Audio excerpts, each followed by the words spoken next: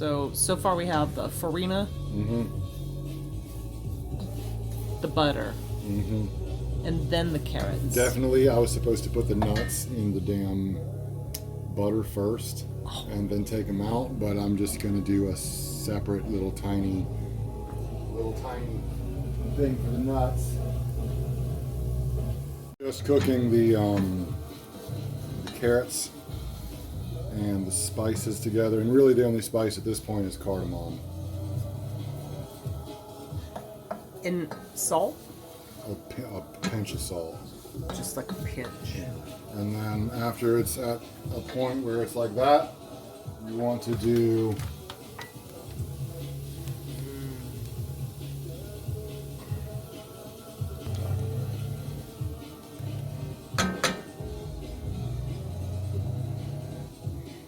three-quarters cup of brown sugar. 3/4 cup? Yeah, three-quarter cup of brown sugar, reserve. The other, if you feel like it needs more sugar, you can add it at the end, but I think this will be fine because the raisins add so much heat, right? So after that, you want to add, because you want the raisins and the sugar to cook together, you want to add a cup of golden raisins.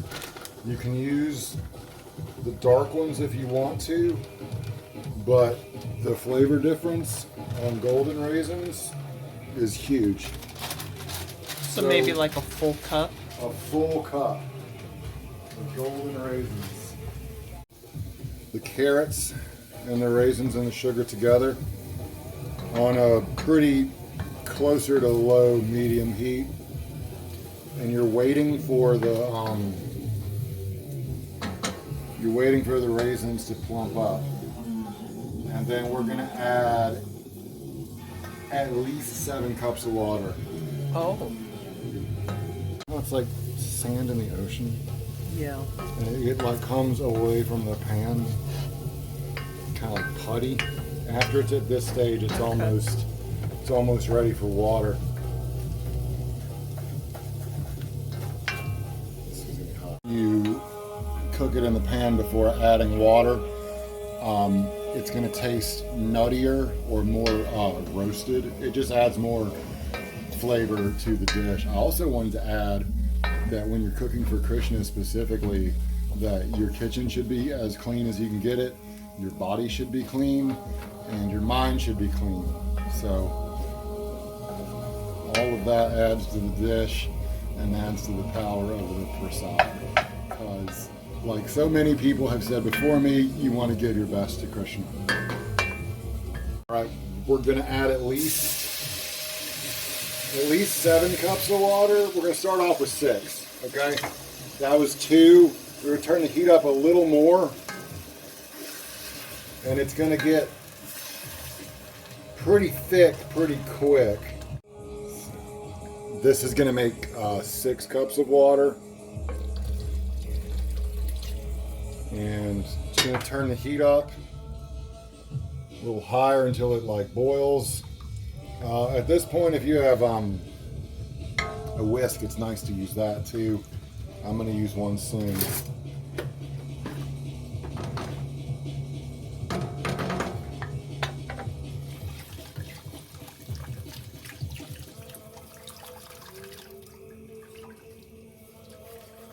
Healthier version than what I've seen.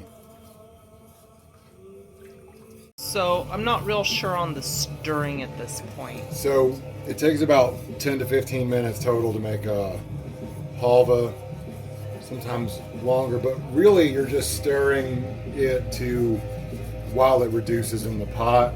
I've got my heat at about medium high, and it's really a constant stirring process because you want it to get thick. So it's an active process. And while you're chanting, you can chant Hare Krishna and focus on the energy that you want to put in your food. So that's gotten real thick and bubbly all of a sudden. Yeah, it happens pretty quick, and you just want to keep on stirring. If this gets on your skin, it's pretty hot, so you really want to watch your heat, and you don't want it to go crazy. After it's this This is a pretty good thickness. I'm going to turn the heat off and cover it for about less than 10 minutes. While we're doing that, I can show you the nuts. We've got like a quarter stick of butter in here, or half a stick. This is like a half a stick, but we're going to reuse this butter because we're just frying off these nuts. Nice. So one cup walnuts, 1 cup pecans, and you're just getting them in the ghee or the butter. You can do this at the beginning of the whole process in the other pot, but I forgot to do that, so I'm doing it like this. So after the nuts are done, or they're at this kind of like level, I'm going to turn off the heat, and then you want to put them to the side.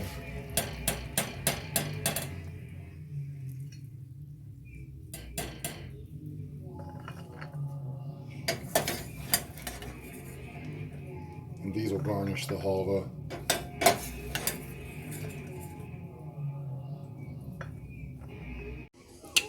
All right, we got a tablespoon of cinnamon, the good cinnamon. Try to get the best cinnamon that you can. There's a lot of bad cinnamon out there, and we're just going to add that to the halva, and then we're going to stir. Again, I don't like to heat my cinnamon up too crazy, so I always do it last. And then stir the cinnamon in. God, it smells good. Stir the cinnamon in.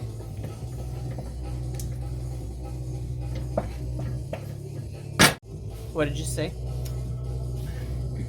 You put the lid back on for 5 more minutes. After that, it's done. Offer it up to God first, and then you can enjoy it.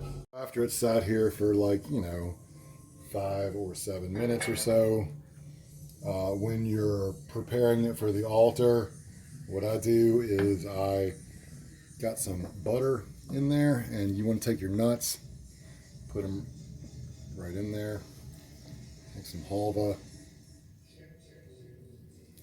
get it in there. Traditionally, you don't taste your food before you offer it to Krishna. So all of this has not been tasted. And then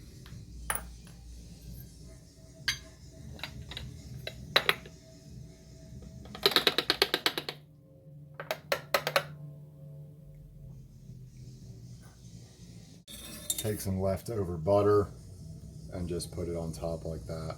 And that is fit for your altar.